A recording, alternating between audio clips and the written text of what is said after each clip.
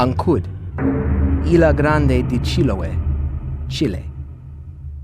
While the official capital has returned to Santiago, this one-time refugee base now remains the economic and cultural center of the country. Ernesto Holguin calls the beach house on the island's Peninsula de Lequi home, although his duties as a merchant ship's master keep him at sea for most of the year. The history books call it the Honolulu Conference, but really it should have been called the Saratoga Conference, because that's all any of us had a chance to see. We spent 14 days in those cramped compartments and dank, stuffy passageways. USS Saratoga. From aircraft carrier to decommissioned hulk, to evacuate transport barge, to floating United Nations HQ. It also shouldn't have been called a conference. If anything, it was more like an ambush. We were supposed to be exchanging war-fighting tactics and technology. Everyone was anxious to see the British method of fortified motorways, which was almost as exciting as that live demonstration by Macunga. We were also supposed to be attempting to reintroduce some measure of international trade. That was my task specifically, to integrate the remnants of our Navy into the new international convoy structure. I wasn't really sure what to expect from my time aboard Super Sarah. I don't think anyone could have expected what actually happened. On the first day of the conference, we'd assembled for the introductions. I was hot and tired and wishing to God we could just get on without all the tiresome speeches. And then the American ambassador rose, and the whole world came to a screeching halt. It was time to go on the attack, he said, to all get out from behind our established defenses and begin retaking infested territory. At first, I thought he simply meant isolated operations, securing more inhabitable islands or perhaps even reopening the Suez-Panama Canal zones. My supposition didn't last very long. He made it very clear that this was not going to be a series of minor tactical incursions. The United States intended to go permanently on the offensive, marching forward every day until, as he put it, every trace was sponged and purged, and if need be blasted from the surface of the earth. Maybe he thought ripping off Churchill would give it some kind of emotional punch. It didn't. Instead, the room spontaneously combusted into argument. One side asked, why in hell should we risk even more lives? Suffer even one more unnecessary casualty when all we had to do was remain safe and sedentary while our enemy simply rotted away. Wasn't it happening already? Weren't the earliest cases starting to show signs of advanced decomposition? Time was on our side, not theirs. Why not let nature do all the work for us? The other side countered that not all the living dead were rotting away. What about the later cases? The ones still strong and healthy and perfectly able to function. Couldn't just one restart the plague all over again? And what about those who prowled countries above the snow line? How long would we have to wait for them? Decades? Centuries? Would refugees from these countries ever have a chance of returning home? And that's when it got ugly. Many of the colder countries were what you used to call the First World. One of the delegates from a pre-war developing country suggested rather hotly that maybe this was their punishment for raping and pillaging the victim nations of the South.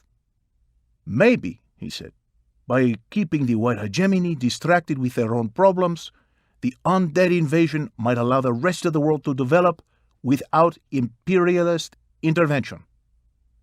Maybe the living dead had brought more than just devastation to the world. Maybe in the end, they had brought justice for the future. Now, my people have little love for the northern gringos, and my family suffered enough under Pinochet to make their animosity personal. But there comes a point when private emotions must give way to objective facts. How could there be a white hegemony when the most dynamic pre-war economies were China and India, and the largest wartime economy was unquestionably Cuba? How could you call the colder countries a northern issue when so many people were just barely surviving in the Himalayas or the Andes of my own Chile. This man and those who agreed with him weren't talking about justice for the future. They just wanted revenge for the past. After all we'd been through, we still couldn't take our heads from out of our asses or our hands from round each other's throats. The room fell into anarchy, almost came to blows. I was standing next to the Russian delegate, trying to prevent her from climbing over her seat, when I heard another American voice.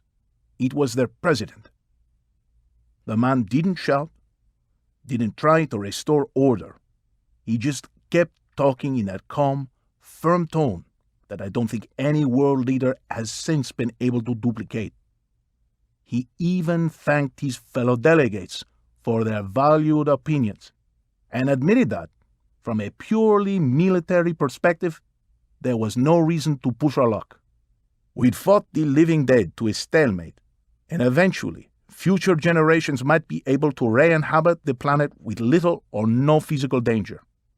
Yes, our defensive strategies had saved the human race, but what about the human spirit? The living dead had taken more from us than land and loved ones. They'd robbed us of our confidence as the planet's dominant life form. We were a shaken, broken species, driven to the edge of extinction and grateful only for a tomorrow with perhaps a little less suffering than today. Was this the legacy we would leave to our children? A level of anxiety and self-doubt not seen since our simian ancestors cowered in the tallest trees. What kind of world would they rebuild? Would they rebuild at all?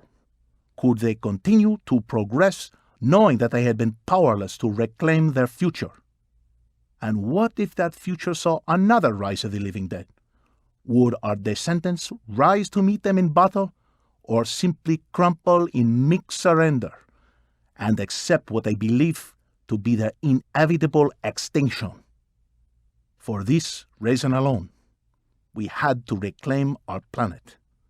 We had to prove to ourselves that we could do it, and leave that proof as this war's greatest monument. The long, hard road back to humanity, or the regressive ennui of Earth's once proud primates? That was the choice, and it had to be made now. So typically Norte Americano, reaching for the stars with their asses still stuck in the mud. I guess if this was a gringo movie, you'd see some idiot get up and start clapping slowly. Then the others would join in, and then we'd see a tear roll down someone's cheek or some other contrived bullshit like that. Everyone was silent. No one moved.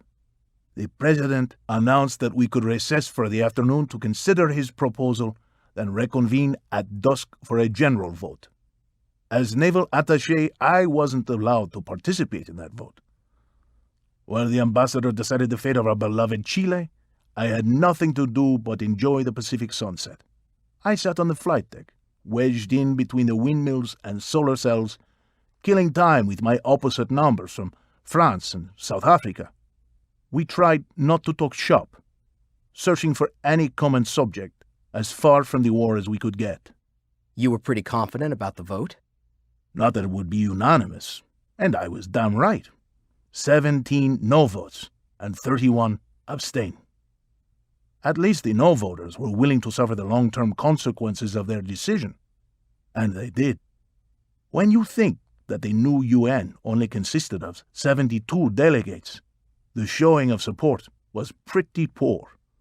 But for us, our countries, our children, the choice had been made. Attack.